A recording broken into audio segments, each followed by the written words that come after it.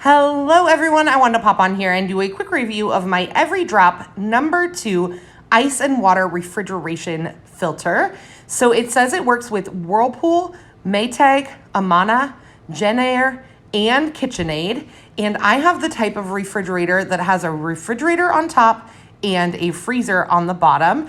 I have had my Whirlpool refrigerator for 4 years now, and I replace the filter every 6 months. So this is my 8th purchase of this type of filter. So far it has worked great for me. I love the taste of the water, and it does say that it's certified to reduce 28 contaminants. So I am going to show you how to pop it in.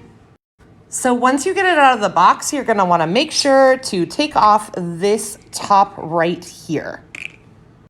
So for my refrigerator, the water filter changing spot is on the top, right above the top shelf. I did make sure to put down a paper towel because it is going to leak. Once you pull that down, you're gonna take this filter out. It just turns and you pull that out.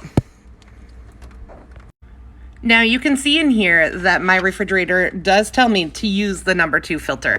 So what I'm gonna do is just stick this filter right in there and then turn it and close it up.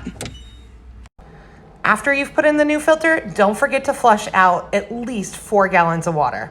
So overall, this EveryDrop number 2 filter has worked great for me, and I hope this review helps you.